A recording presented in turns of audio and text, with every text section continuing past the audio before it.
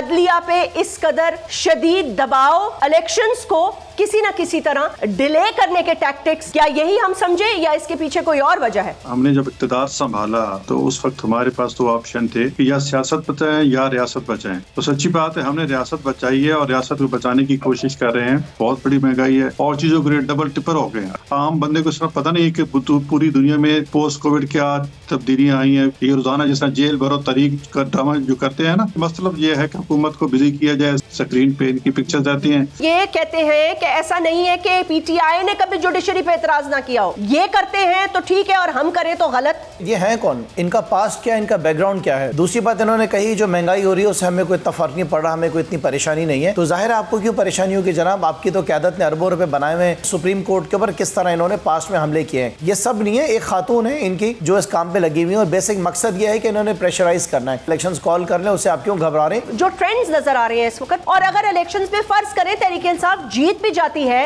Not a bed of roses for anybody. बड़ी बड़ी बातें करते थे हमारे पीटीआई के दोस्त, कराची को स्वीप कर देंगे, पीपल्स पार्टी को एक सीट नहीं मिलेगी। तो People's Party is the single largest majority. अवाम ने आपको जूते मार के निकाल दिया। आपके पास ये हिम्मत नहीं थी कि आप जाके वोट मांगते। लोगों ने कहा तुम लोग झूठे हो, जेल में जाते हो तो तुम लोग की शलवारें गीली हो जाती है। आप लोग गीली शलवारों से जेल से निकलते हो कि आप लोग मुकाबला करोगे पाकिस्तान पीपल्स पार्टी के साथ। यार अल्लाह अल्लाह करो, खुदा का खौफ करो। सब्सक्राइब करें और बेल दबाएं ताकि कोई खबर रह न जाए।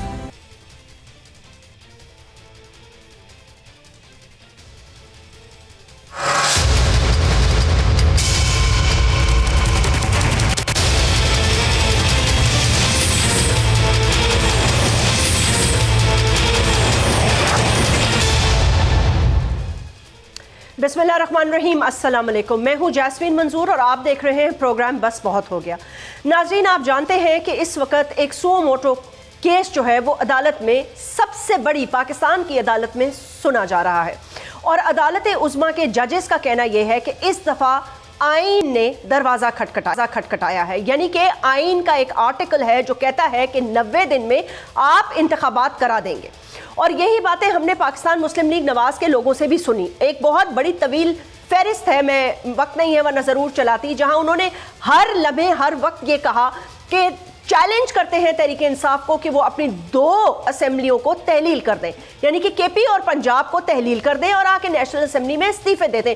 तो हम बाय इलेक्शंस नहीं बल्कि जनरल इलेक्शंस कॉल कर देंगे। अब 2 असेंबलीज नहीं है, लेकिन एक आईनी बहरान खड़ा किया जा रहा है। 90 दिन होने को है, यानी कि आने वाले दिनों में पूरे हो जाएंगे, लेकिन इलेक्शंस की कोई सुनगुन नहीं। फुल कोर्ट की इस्तदा की जा रही है। कहा यह जा रहा है कि जिस जज पे एतराज है उनको हटाया जाए। आप जानते हैं कि पिछले कुछ दिनों से ऑडियो वीडियो के सिलसिले जारी हैं और इसी की जद और निशाने पे आला अदलिया के जजेस भी आ चुके हैं। अब वो ऑडियोज कितनी सही हैं, कितनी गलत हैं, ये तो हुकूमत वक्त ही बता सकती है, क्योंकि उन्होंने ही इसको लीक किया है।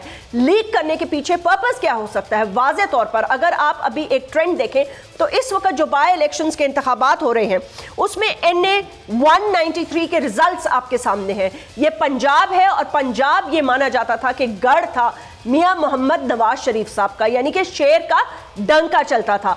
अब जहां भी बाय इलेक्शंस की बात होती है वहां पे ये ट्रेंड्स बता रहे हैं कि खान साहब की पार्टी लीड कर रही है और लोग वोट डाल रहे हैं। इस वक्त भी NA में 193 के हल्के में तहरीक इंसाफ पहले नंबर पर, PMLN दूसरे और पीपल्स पार्टी कहीं बहुत दूर तीसरे नंबर पर नजर आ रही है। पंजाब की सूरत हाल ये है। क्या इसी को देखते हुए अदलिया पे वार, हमले और बातें की जा रही हैं ताकि किसी न किसी तरह फुल कोर्ट की तरफ जाएं और फिर इलेक्शंस को डिले करें? जबकि अंदरूने खाना यह भी कहा जा रहा है कि बहुत सारे लोग ये चाहते हैं कि इलेक्शंस जो है वो इस साल ना हो, इसलिए क्योंकि जब किया ही कुछ नहीं और मुश्किल तरीन फैसले भी लिए, वोट ऑफ नो कॉन्फिडेंस भी किया, अपने पांव पे और वोटर्स पे खुद कुल्हाड़ी मारी, फिर मियां मोहम्मद नवाज शरीफ साहब का मुल्क में ना होना एक बहुत बड़ा सवालिया निशान है कि क्या मरियम साहिबा वो वोट इकट्ठा कर सकती हैं या कर सकेंगी? पिछले बाय इलेक्शंस का रिजल्ट ये बता रहा है कि वो नहीं कर सकती। और शायद पंजाब में अगर अभी भी किसी की ज़रूरत है PMLN को दोबारा यकजा करने और जोड़ने की वोट बैंक के लिहाज से, तो वो नवाज शरीफ साहब ही कर सकते हैं। कहा जा रहा है वो भी मुल्क वतन जल्दी वापस आएंगे। कब? आज की बड़ी खबर, बलूचिस्तान में एक बॉम्ब धमाका हुआ और उसमें 5 अफराद जाँ बहक हो गए, 12 से 14 के करीब जख्मी हैं। अब तक ये नहीं पता चला, आने वाली इत्तलात बता रही हैं कि इन्वेस्टिगेशन होगी तो पता चलेगा। ये बड़ी खबर इसलिए है कि इसके पस मंजर में अभी थोड़े ही दिन पहले वजीर दिफा ऑफ DGISI ने अफगानिस्तान का दौरा किया, तालिबान की हुकूमत के सामने वाज़ेह पैगाम रखा कि पाकिस्तान क्या चाहता है। अब आने वाले दिनों में पता चलेगा कि क्या बातचीत में कोई डेडलॉक है या बातचीत आगे बढ़ी है। नाज़रीन, अपने प्रोग्राम की तरफ आते हैं। आज बात करेंगे 3 इंपॉर्टेंट ज्वाइन कर रहे हैं। खुर्रम जमान साहब तहरीक इंसाफ के सिंध के मेंबर असेंबली भी हैं, पार्लिमानी लीडर भी हैं, सीनियर रुकन भी हैं उनके। सेनेटर गौस मोहम्मद नियाजी साहब पाकिस्तान मुस्लिम लीग नवाज के एक सीनियर रुकन है, और तैमूर तालपुर साहब पाकिस्तान पीपल्स पार्टी के मिनिस्टर और पीपल्स पार्टी के सीनियर रुकन है। बहुत बहुत शुक्रिया, अस्सलाम वालेकुम एंड वेलकम। मैं सेनेटर गौस मोहम्मद नियाजी साहब गुफ्तगू का आगाज़ आपसे इसलिए करूंगी कि अब आप हुकूमत में और तहरीक इंसाफ ऑपोजिशन में, ये जो ट्रेंड्स है, ये जो बाय इलेक्शंस है, ये इशारा किसी और तरफ कर रहे हैं। अगर ये इशारा इसी तरफ जा रहा है और तहरीक इंसाफ की जीत नजर आ रही है, PMLN को आ रही है या नहीं आ रही है तो जाहिर सी बात है वक्त बताएगा, लेकिन मैं ट्रेंड्स और बाय इलेक्शंस की बात कर रही हूँ। इनको मद्देनजर रखते हुए क्या यही वजह है कि अदलिया पे इस कदर शदीद दबाव, अल्फाज, ऑडियोज और उसके बाद इतने संगीन वर्बल हमले PMLN की तरफ से और इलेक्शंस को किसी ना किसी तरह डिले करने के टैक्टिक्स, क्या यही हम समझे या इसके पीछे कोई और वजह है? जी शुक्रिया जास्मीन साहबा। बात यह है कि आपने 2 चीज़ों की निशानदेही की, एक इलेक्शन के डिले के लिए कि हम, और दूसरी के लिए आप वार कर रहे हैं अदलिया पे। ऐसी बात नहीं है। देखो, हमने जब इक़्तिदार संभाला अप्रैल 2022 में, तो उस वक्त हमारे पास 2 ऑप्शन थे कि या सियासत बचाएं या रियासत बचाएं। तो सच्ची बात है, हमने रियासत बचाई है और रियासत को बचाने की कोशिश कर रहे हैं। और अभी पूरी अपने कुव्वत को, हमारे जितने एक्सपर्ट हैं सबको मिला के 10-12 सियासी पार्टियाँ की एक थिंक टैंक है, उनकी मुशावरा से अपनी मुईशत को आगे चला रहे हैं कि किस तरह हमारा मुल्क डिफॉल्ट करने से बच जाए। हमने सियासत कुर्बान की है। अगर आपको राजनपुर के रिजल्ट ऐसे लग रहे हैं तो बिल्कुल ठीक है, उसको मानते हैं हम। उसमें लोग हमसे नाराज़ हैं कि जी आपने क्यों मतलब इतनी महंगाई की है। कहाँ पेट्रोल $250 रुपये था और $350 रुपये पहुँच गया है। बहुत बड़ी महंगाई है और चीज़ों के रेट डबल टिपर हो गए हैं। अगरचे पूरी दुनिया में हुए हैं, लेकिन हमारे चूँकि एक आम बंदे को इसमें पता नहीं है कि पूरी दुनिया में पोस्ट कोविड क्या तब्दीलियाँ आई हैं, पोस्ट कोविड क्या मसाइल हैं, उसके चूँकि आशनार नहीं है, तो लोग समझते हैं कि नून की वजह से महंगाई आई है। यकीनन एक सियासी कीमत है जो कि हम अदा कर रहे हैं और उसका रिजल्ट हमने देख भी लिया। हमने इससे परेशान नहीं है, अल्हम्दुलिल्लाह। हमारा ये ज़मीर मुतमईन है। अगर आप इससे परेशान नहीं है तो सेनेटर साहब फिर क्या कबाहत है? इलेक्शंस में जाने में क्या मसला है? 90 दिन के अंदर अंदर आईन कहता है इलेक्शंस कराएं। बिल्कुल इलेक्शन में जाएंगे। इलेक्शन हमेशा पाकिस्तान में इकट्ठे होते हैं और अक्टूबर में इलेक्शन बिल के लिए जाएंगे। कोई भाग नहीं रहा। ये किसी की गलतफहमी है कि हम इलेक्शन से भाग रहे हैं। हम चाहते हैं कि इलेक्शन जो है 5 साल का मैंडेट था तो पूरा मैंडेट करें। अब ये देखो ना, PTI वाले तो पहले इन्होंने रिजाइन दिए, फिर क्या रिजाइन कबूल करो। फिर जब कबूल किया तो सुप्रीम कोर्ट में चले गए, भाई क्यों कबूल किया। अब जब supreme court high court stay में अभी फैसला आया नहीं है तो भागे जा रहे हैं कि जब हमने असेंबली में आना है।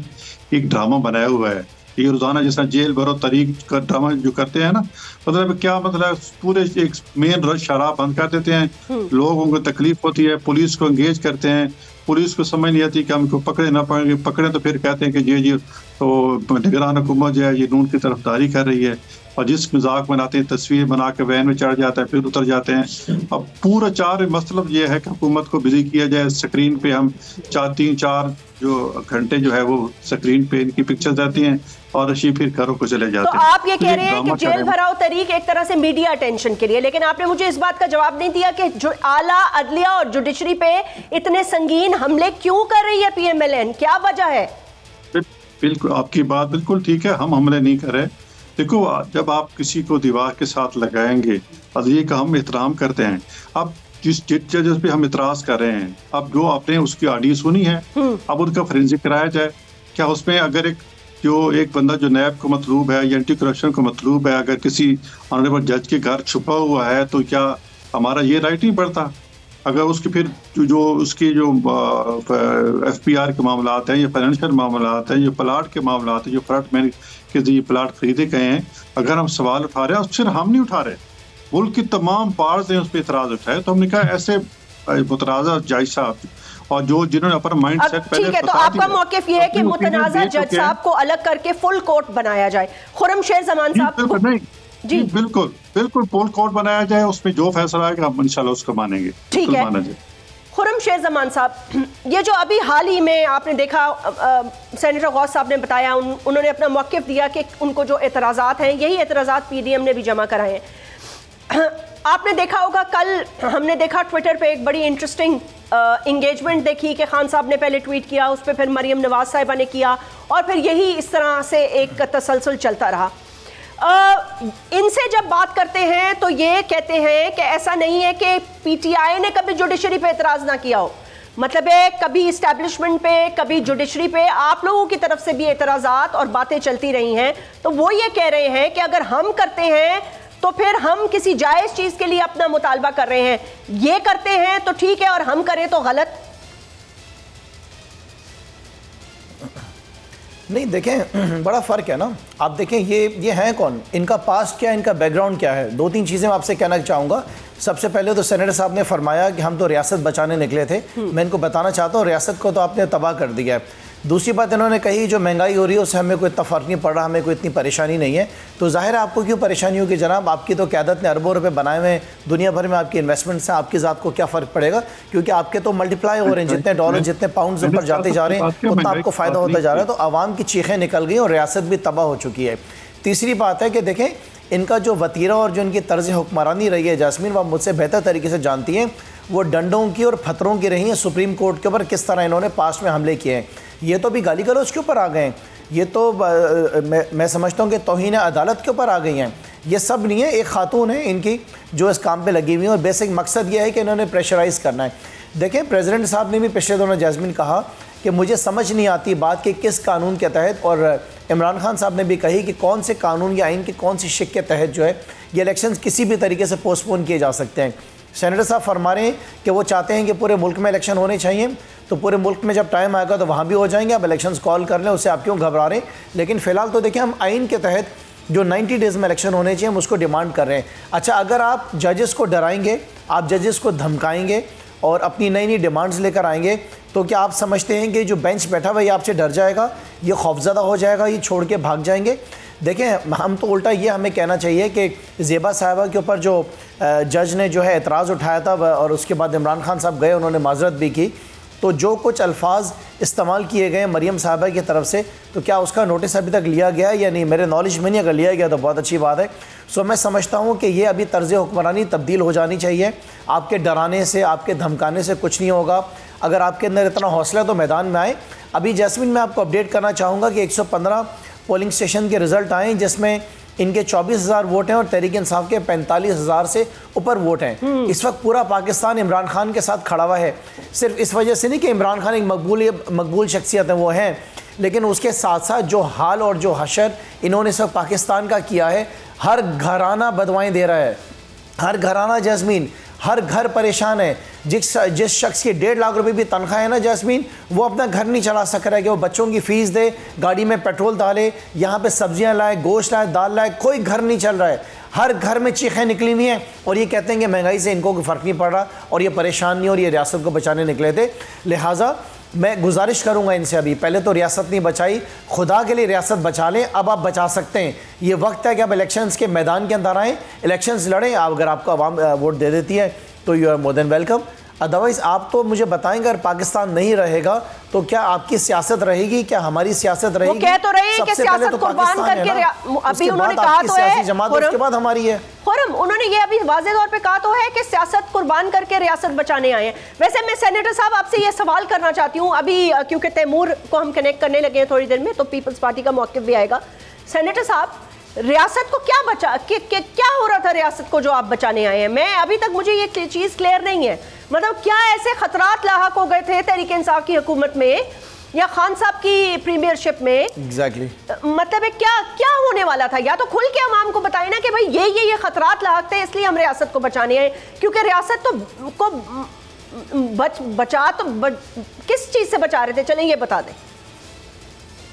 देखो मैडम, इन्होंने IMF से मुआहदे किए और लोन लिया, क्या ना, और फिर उसमें कहा कि जी, और फिर ज़ाहिर IMF की शराइत होती है कि आप ये चीज़ इतनी महंगी करेंगे, लेवी ख़त्म करेंगे, टैक्स लगाएंगे, इस पर शराइत है।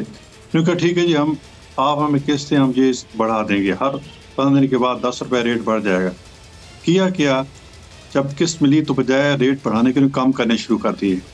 अब देखें, एक जिम्मेदार आप मुल्क है, आप किसी गैर मुल्की एजेंसी से, किसी ताकत से या गैर मुल्की लोगों से, एजेंसियों से आपने या डोनर से एक मुआहदा कर रहे हैं और फिर उस वायलेशन कर रहे हैं। मतलब आप उनसे पैसे ले लिए जो उनकी शराइत आपने पूरी नहीं की, तो आप उसका, और फिर जब पता चला कि उस आपकी ये जो हमारी हुकूमत जाने वाली है, तो इन्होंने बजाय रेट बढ़ाने के कम करने शुरू कर दिए। तो इससे बहुत बड़ा नुकसान हो। एक तो पाकिस्तान का आलमी तौर पर इमेज ख़राब हुआ, और एजेंसियों के सामने या जो IMF के दूसरे इदारों के सामने हमारा जो पाकिस्तान की क्या तशख़्ख़ुस रह गया।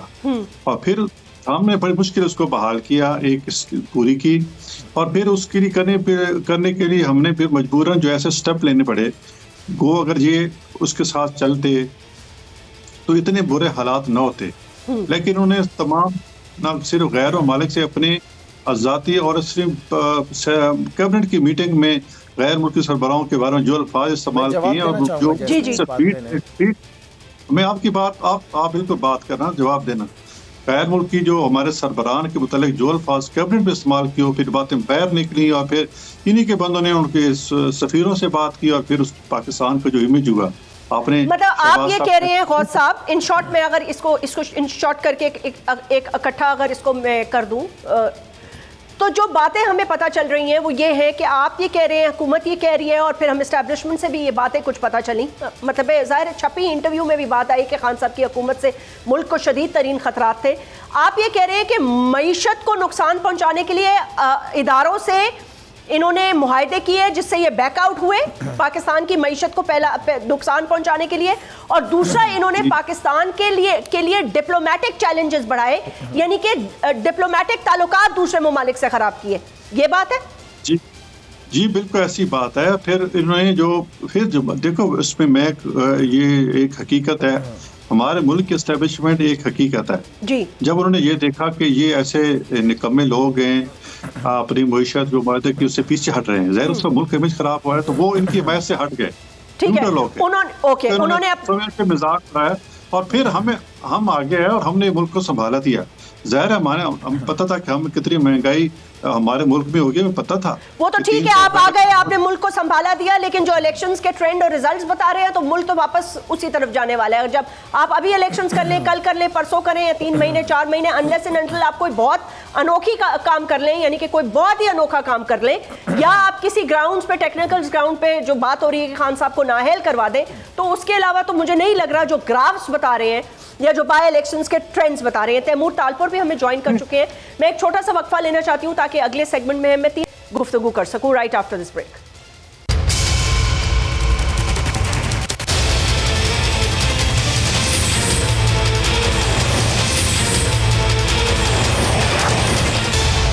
वेलकम बैक नाज़रीन। हम गुफ्तगू कर रहे थे सेनेटर गौस से, उसके साथ साथ खुरम हमें जवाब दे रहे थे, और तैमूर तालपुर साहब ने भी अब हमें ज्वाइन किया हुआ है।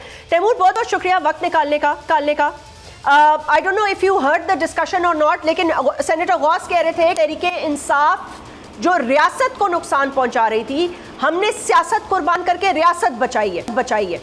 तो मैंने उनसे सवाल किया कि आपने रियासत को कौन सा ऐसा अनोखा नुकसान पहुंचाने लगी थी तहरीके इंसाफ जो आपने उनको बचाया है।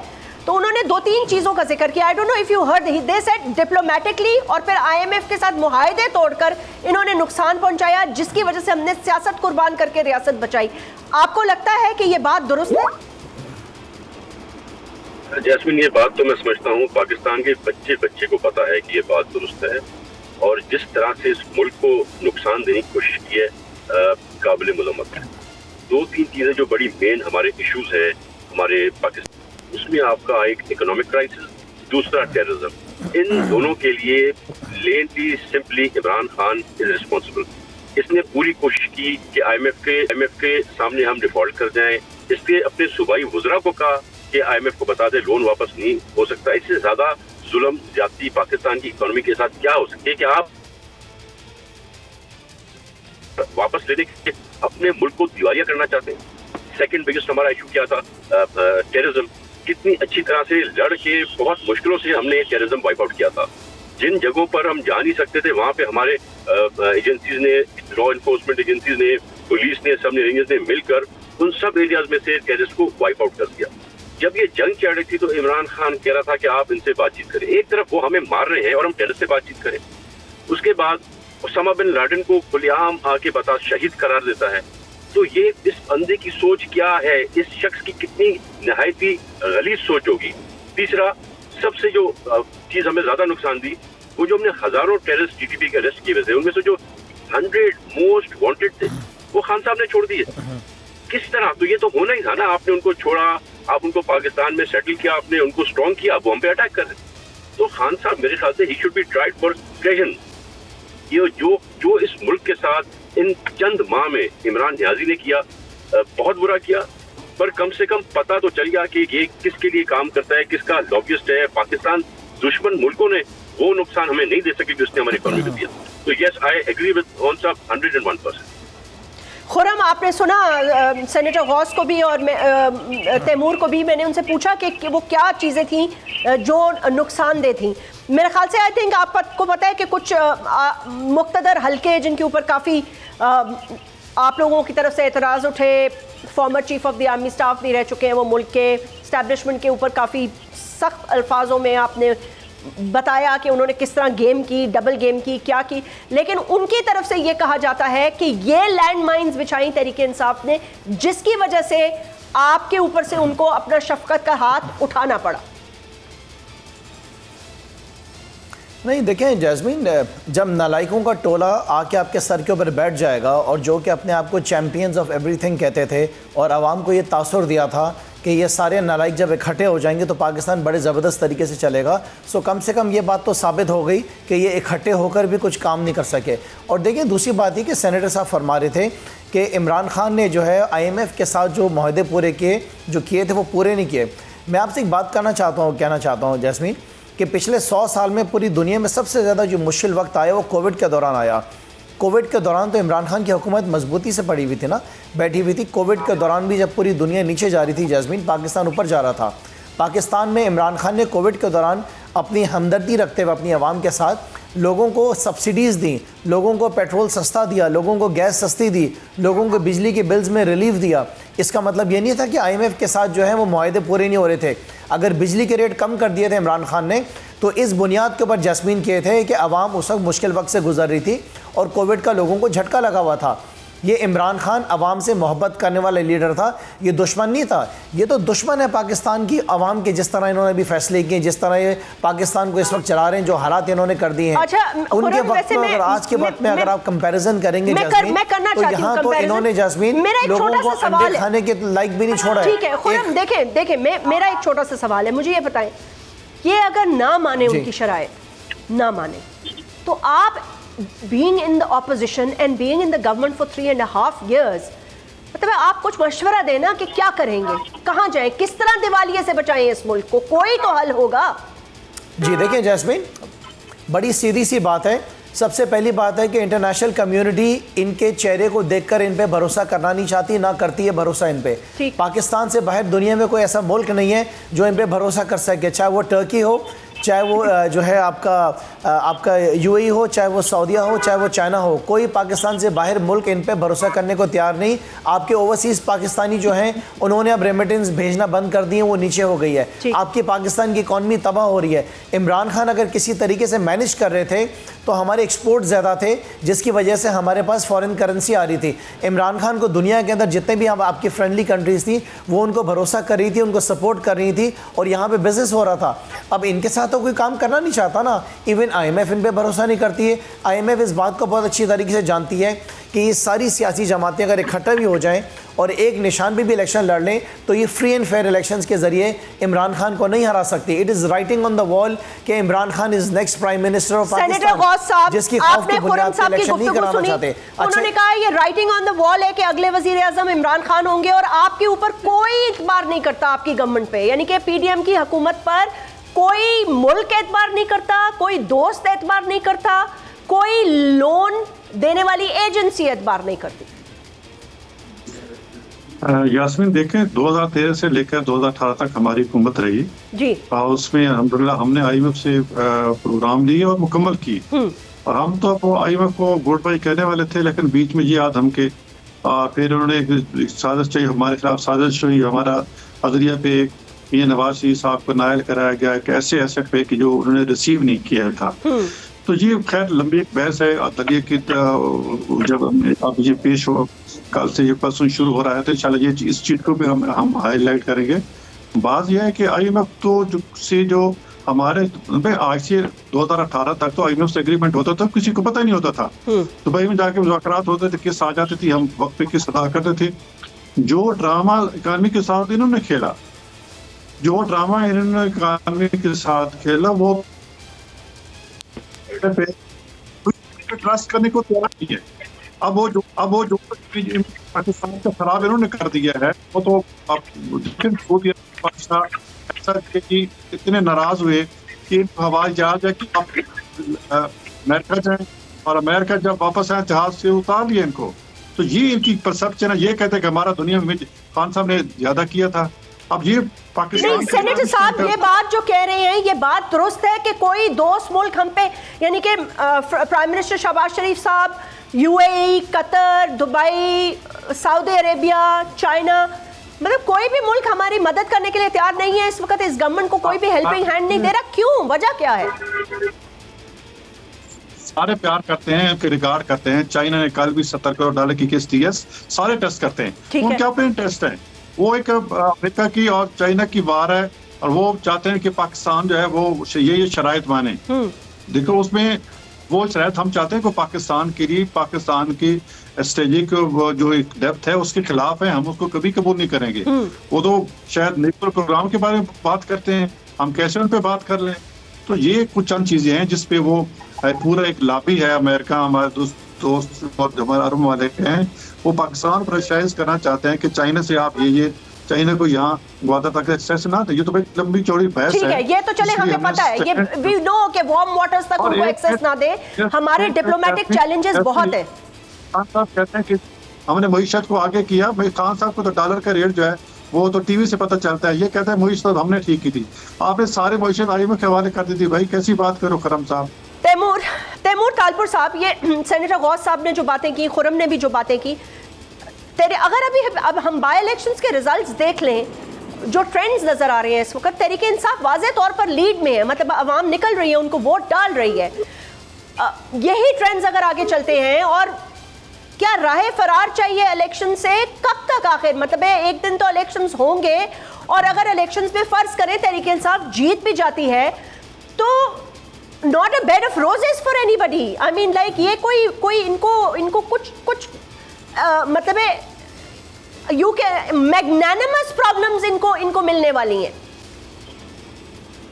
देखिए जी, अगर आप बात करिए ट्रेंड की और वोट्स की, तो बड़ी बड़ी बातें करते थे हमारे PTI के दोस्त, कराची को स्वीप कर देंगे, पीपल्स पार्टी को एक सीट नहीं मिलेगी, तो People's Party is the single largest majority. हमने जो सियासी चपेट इनको लगे अभी तक इनसे हजम नहीं हुई है। थ्रू रिगिंग ये दूसरे नंबर पे नहीं, तीसरे नंबर पे आए। और पूरा पाकिस्तान टीवी देख रहा था, क्या कर रहे थे आप लोग? मेरी बात पूरी करना तो डोंट टॉक इन। पूरा पाकिस्तान देख रहा था, क्या कर रहे थे जैस्मीन? जितना झूठ बोलना है, जितना झूठ बोलना है, किताबें लेके घूम रहे थे उसकी अपनी बारी पे बात करें, उनका मौक़िफ़ ले लें, फिर आप अपना मौक़िफ़ दे दीजिएगा। जी तैमूर, तरीका भी पता नहीं कि किस तरीके से इलेक्शन लड़े थे इन्होंने।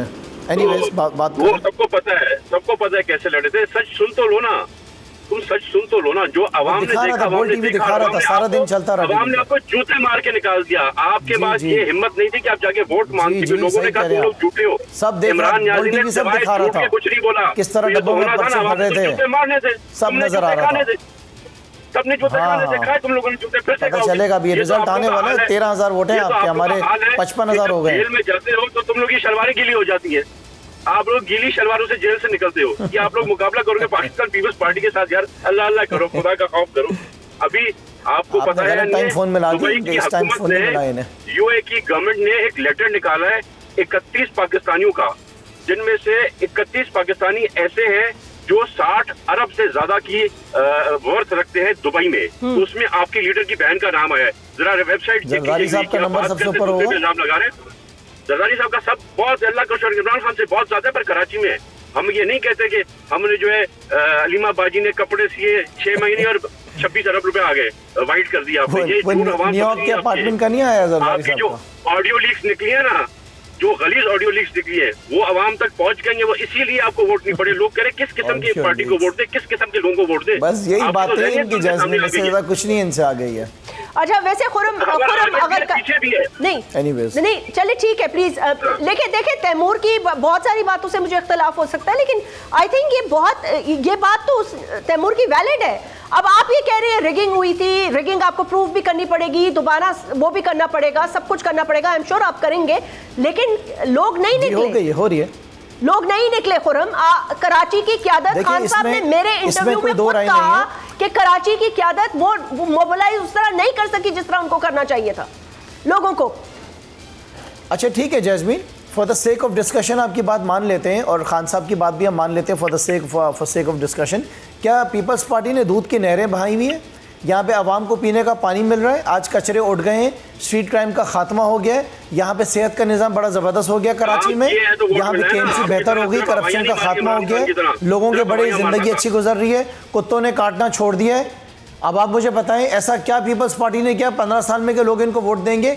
जैस्मीन बाकी तमाम टीवी चैनल्स को छोड़ दें, बोल्ड टीवी ने जो कुछ दिखाया वो इनको जरा व्हाट्सएप कर दें वीडियोस, सारा दिन इनके लड़के जो हैं बैलेट बॉक्सेस में स्टफिंग करते रहे और वीडियोस नजर आती रही। जितनी रीकाउंटिंग हो रही है उन तमाम रीकाउंटिंग में, चाहे वो जमात इस्लामी करा रही है या हम करा रहे हैं, उन सब में ये हार रहे हैं, लेकिन जाहिर है कि इन्होंने इतना बड़ा मार्जिन दिया था, उसको हम कवर नहीं कर पाएंगे। तैमूर क्या ये बात दुरुस्त है कि ये कह रहे हैं जो रीकाउंटिंग हो रही है उसमें पीपल्स पार्टी हार रही है?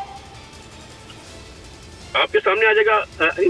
मसला ये है कि उसको भी रुकवा दिया इलेक्शन कमीशन से इन्होंने, वो भी रुकवा दिए। जब शुरू के 10 हल्के खोले तो उसमें से 8 पे जो है ना पीटीआई और जमात इस्लामी जीत गई, उसके बाद इलेक्शन कमीशन पीछे हट गया, वो गिनती बंद कर दी वापस।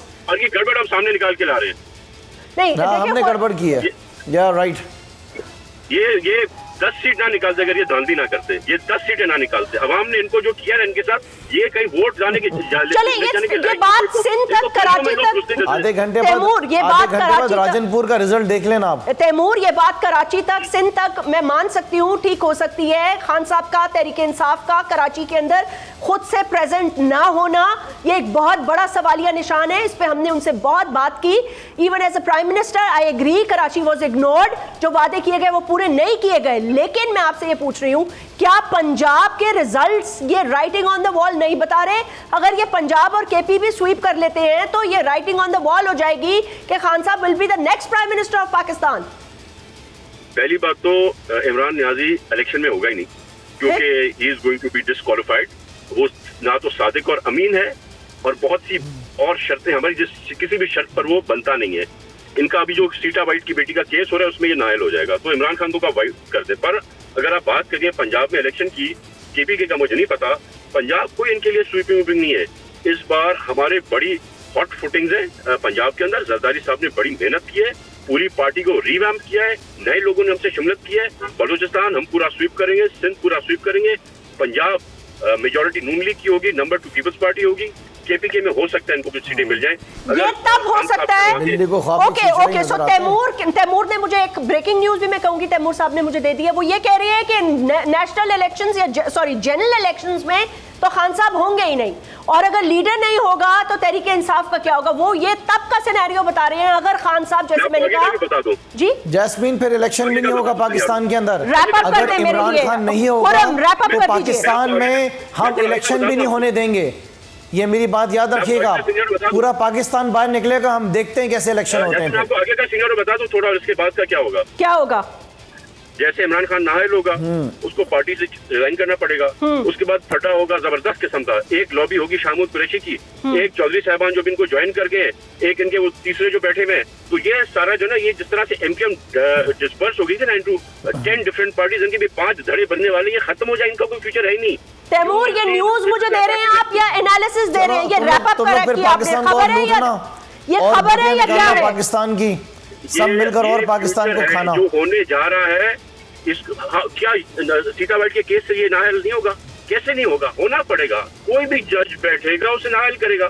इसके जो बाकी केसेस चल रहे हैं फंडिंग के, अपने इंटरनेशनल फंडिंग के, उसमें ये नाअहल होगा। इसने तो जो चीजें की है ना, जो उसने मुल्क के साथ जाती है, तो आहिस्ता आहिस्ता खुलती जा रही है बातें, और खान को खुद पता है, he knows is going to be nowhere. वो खुद मान चुका है कि मुझे कर देंगे डिस्क्वालीफाई, और ये लायक है। जिसने मेरे मुल्क के साथ जाति की हो, जिसने टेररिस्ट अटैक बढ़ाए हो, जिसने इकोनॉमी को जान के दिवालिया किया हो IMF के सामने, वो लायक ही नहीं है। और खुर्रम शेख जमान का कहना यह है कि तहरीक इंसाफ फिर इलेक्शन भी नहीं देगी। अगर ये हुआ तो उन्होंने कहा पूरा मुल्क से लोग बाहर निकलेंगे और इलेक्शंस नहीं होने देंगे। बहरहाल ये एक तज्जिया था, डिस्कशन थी। आने वाले दिनों में, आने वाले वक्त में, जिस मुल्क में पल पल, सेकंड सेकंड सियासत और उसके साथ साथ सिक्योरिटी, उसके साथ साथ मईशत की खबरें बदलती रहती हो, वहाँ कभी भी कुछ भी हो सकता है। स्टे ट्यून टू बोल। अपना ख्याल रखिएगा और मेरे तीनों गेस्ट का बहुत बहुत शुक्रिया। आपसे फिर मुलाकात होगी। अल्लाह हाफिज।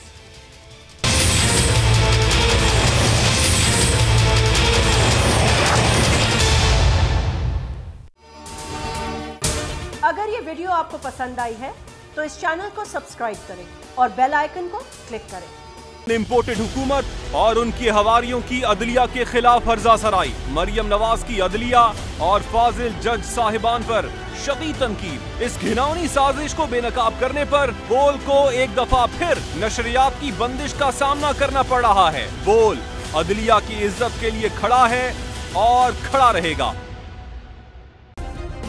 सब्सक्राइब करें और बेल दबाएं ताकि कोई खबर रह न जाए।